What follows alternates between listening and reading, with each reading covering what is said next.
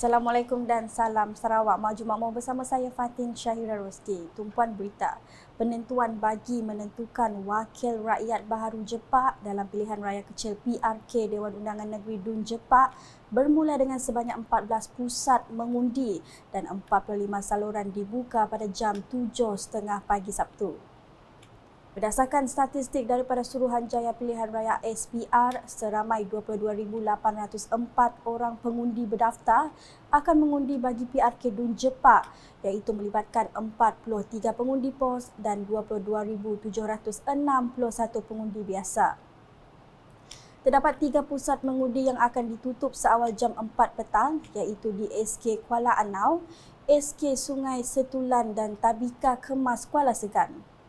Manakala 11 lagi pusat mengundi akan ditutup pada jam 5.30 petang. PRK Dun Jepak diadakan berikutan penyandang kerusi tersebut Allahyarham Datuk Talib Zulkifli 72 dari gabungan Parti Sarawak GPS meninggal dunia pada 15 September lepas. Kekosongan kerusi konstituensi berkenaan telah dimaklumkan kepada SPR pada 18 September. PRK Dun Jepak yang berlangsung hari ini menyaksikan pertandingan 3 penjuru antara calon gabungan Parti Sarawak GPS, Parti Aspirasi Rakyat Sarawak Aspirasi dan Parti Bumi Kenyalang PBK. Mereka yang bertanding ialah Iskandar Turki GPS, Cheng Lia Ping Aspirasi dan Stevenson Joseph Sumbang PBK. Pengerusi Suruhanjaya Pilihan Raya SPR Tan Sri Abdul Ghani Saleh meluangkan masa meninjau proses mengundi bagi pilihan raya kecil PRK Dewan Undangan Negeri Dun Jepak di Sekolah Kebangsaan SK Kampung Jepak di Bintulu pada Sabtu. Beliau yang tiba jam 9.10 pagi berkesempatan menemui para petugas SPR dalam memastikan kelancaran proses demokrasi itu. Beliau bersama pegawai-pegawai SPR dijangka melakukan tinjauan sama di beberapa buah pusat mengundi lain. Sementara itu, sebanyak 22% pengundi telah menunaikan tanggungjawab mengundi setakat jam 10 pagi. Calon gabungan Parti Sarawak GPS Iskandar Turki menjadi tumpuan dalam PRK Dun Jepak hari ini apabila beliau menunaikan tanggungjawab mengundi di SK Bintulu. Terdahulu, Iskandar dan isteri tiba di SK Bintulu pada jam 8.30 pagi dan mengundi pada jam 8.45 pagi. Sementara itu, ketika ditemui, Iskandar berikrar akan melaksanakan tanggungjawab yang diamanahkan oleh pengundi jika diberi mandat dalam PRK Dun Jepak. Katanya hari ini merupakan peperiksaan terakhir baginya dan terpulang kepada pengundi untuk membuat penentuan. Memanglah last night ada last kopek berdor lah mengkelakkan kita Sarawak lah. Sik lah asyik gila lah. Maksudnya mau ikut selamat tu schedule yang memang tight. Tapi hari tu lebih kepada Ramadan exam terakhir bagi saya lah. Saya mempunyai Ramadan panel paling mudah tahu hari tu lebih kurang dalam 22,000 orang lah. So mun rezeki malam tu insya-Allah saya akan harapan surat tawaran lah pada orang contohnya untuk interview dah. Kita dah habis selesai tu, ini sudah final interview for me lah. InsyaAllah jika dengan izin Allah saya akan melaksanakan tanggungjawab sebagaimana diamanahkan oleh pengundi-pengundi di Dun Jepak. Sementara itu, proses pengundian bagi PRK Dun Jepak berjalan lancar dengan pengundi dilihat mengambil kesempatan cuaca yang baik pada sebelah pagi untuk keluar melunaskan tanggungjawab mereka. Cuaca baik mendorong para pengundi turun seawal jam 7 pagi bagi menunaikan tanggungjawab mereka bagi memilih wakil rakyat baharu dalam PRK Dun Jepak pada Sabtu. Ikuti laporan daripada wartawan Unit Komunikasi Awam Sarawak, Firdaus Matrang yang kini berada di SK Bintulu. Baik, terima kasih rakan kita di studio. Saya Firdaus Matrang yang kini berada di SK Bintulu, di mana merupakan sebuah tempat pusat pengundian bagi calon gabungan Parti Sarawak GPS iaitu Iskandar Turki. Dan saya juga dimaklumkan pusat mengundi pada pagi ini dibuka seawal jam 7.30 pagi dan Alhamdulillah cuaca pada pagi ini amat sangat-sangat mengizinkan para pengundi untuk hadir menunaikan tanggungjawab mereka untuk memilih calon ataupun wakil rakyat di kawasan Dewan Undangan Negeri Dun 67 Jepak pada kali ini. Kami harapnya dia bantu student kami harapnya dapat bantu student lah macamnya. Lepas tu dapat ikut dapat ikut perkembangan lagi macam bantu orang luar juga. Kami harap kawan kami ikut mengundi juga sebab kita tok generasi yang akan datang. Betul lah. Sebab kita lah pembangkit masa depan. Assalamualaikum warahmatullahi wabarakatuh. Saya Haja Salvia binti Johan.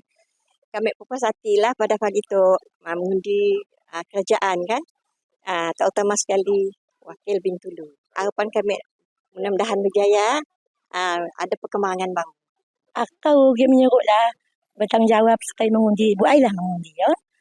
Ya terima wakil, dia memilih wakil baru. Ada yang bertanggungjawab dan dia mengharap yang perkembangan yang akan datang. Yang mencerlahkan untuk perkembangan masa depan. Baik, itu saja laporan saya Fidas Matruang yang berada di SK Bintulu untuk UKAS. Kerajaan Sarawak profesional dalam menangani isu berkaitan Tanah Adat Bumi Putera NCR berdasarkan Kanun Tanah Negeri. Premier Sarawak Dato' Patinggi Tan Sri Dr. Abang Abdul Rahman Zohari Tun Dato' Abang Openg berkata, ini termasuk pembayaran pampasan tanah rakyat yang terlibat dalam projek pembangunan. Ujarnya isu tanah NCR sering kali dibangkitkan segelintir pihak setiap kali pilihan raya diadakan. Masalah waktu lecture tiap kali mesti NCR masuk. Jadi we have tackle NCR. Tapi orang nak mungkin-mungkinnya so orang ada ya ada. Kayaknya lepas lecture ya ngepak ke. So we are very professional in politics. We are professional too. We based on kita punya undang-undang. Sebab itu saya kata, undang-undang kita ada, land code kita ada. Kalaulah orang mempunyai tanah, kita gunakan, kita bayar compensation. Beliau berkata demikian semasa sidang media sempena lawatan kerja ke tapak pusat pentadbiran bersepadu Jepak dan sesi taklimat jalan jambatan Sungai Kemenah ke lapangan terbang Bintulu di Bintulu pada Jumaat. Hadir sama Timbalan Premier Sarawak Dato' Ahmad Douglas Ugambas, Menteri Utiliti dan Telekomunikasi Sarawak Dato' Sri Julaihi Narawi dan Setiausaha Kerajaan Sarawak Dato' Ahmad Muhammad Abu Bakar Mazuki. Sementara itu, Dato' Patinggi Abang Zohari menjelaskan Bandar Baharu Bintulu yang dikenali sebagai Jepak Jaya akan dibangunkan dengan infrastruktur dan kemudahan asas yang lengkap. One of the important strategic building is our resident office. In other words, our administrative center is located in this developing area. As you know, the building is under construction. Hopefully, be completed by the year 2025. The second project is also very strategic to link Bintulu proper and the new Bintulu township called Jepak Jaya is the bridge itself. So that bridge is the second project plus the administrative center. Mengenai perumahan di kawasan itu, Dato' Patinggi Abang Zohari berkata lebih 7,000 lot rumah telah dikena pasti dan akan dibina yang bakal memberi manfaat kepada penduduk, terutamanya penduduk Bintulu di golongan B40 dan M40. And my calculation is the houses will be affordable. For the low income group B40 and M40 is similar to what we do in Sungai Berdaun as well as Kampung Datuk Sibu. There will be a lot of government injection to help them. First, the infrastructure development will be borne by the government. We don't pass the cost of infrastructure to them. And then they will get the lot, they only pay premium 2,500 ringgit.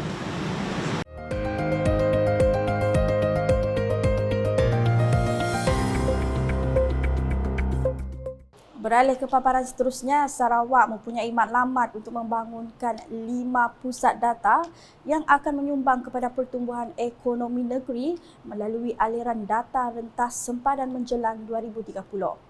Matlamat tersebut menunjukkan komitmen Sarawak untuk memasuki era digital serta mengekalkan kedudukannya sebagai lokasi menarik untuk pelaburan dalam bidang teknologi maklumat dan komunikasi. Premier Sarawak Datuk Patinggi Tan Sri Dr. Abang Abdul Rahman Zohari Tun Datuk Abang Openg berkata, pada masa ini Sarawak sudah mempunyai pusat data tahap 4 yang juga merupakan pusat data neutral dan diiktiraf sebagai kemudahan hijau.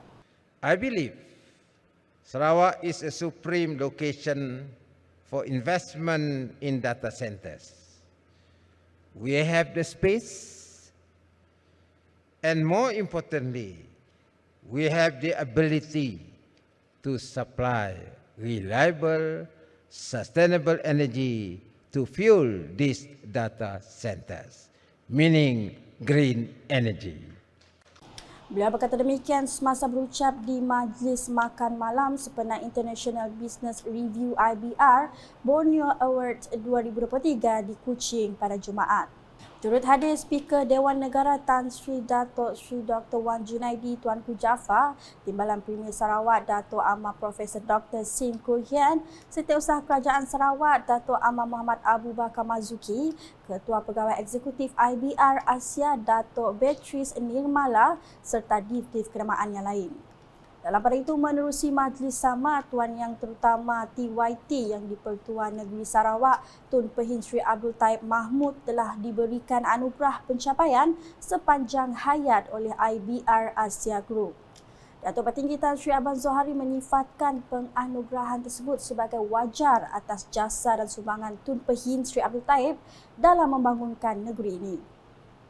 And of course, my heartfelt congratulations to my predecessor, the Governor of Sarawak, His Excellency Tun Pehin Sri Haji Abdul Taib Mahmud, who is receiving the Lifetime Achievement Award, which he clearly deserves as the father of modern Sarawak. I wish he could be with us tonight to receive the award. Dalam pada itu, Premier Sarawak Datuk Patinggi Tan Sri Dr. Abang Abdul Rahman Zohari Tun Datuk Abang Openg memberi penghormatan terakhir kepada mendiang isteri kepada Eksekutif Editor di Sarawak Tribune, Rajah Murugayah Meyapan di kediamannya di Kuching pada Jumaat. Premier Sarawak tiba sekitar jam 4.50 petang bersama rombongan dan penghormatan terakhir kepada isteri Rajah iaitu Anita Joseph Nilaci Perumal. Anita Joseph menghembuskan nafas terakhir pada jam 12.48 tengah hari di Hospital Umum Sarawak. Mendiang meninggalkan suami dan 2 orang anak. Sekian edisi tengah hari bersama saya Fatin Syahira Rosti. Berita lebih lanjut boleh didapati di semua platform media sosial UKAS termasuk portal ukas.sarawak.gov.my dan UKAS channel di YouTube. Sebelum mengakhiri berita UKAS, kami tinggalkan anda dengan suasana mengundi bagi PRK Dun Jepak yang berlangsung pada Sabtu. #Saluran Informasi Rakyat. Salam UKAS.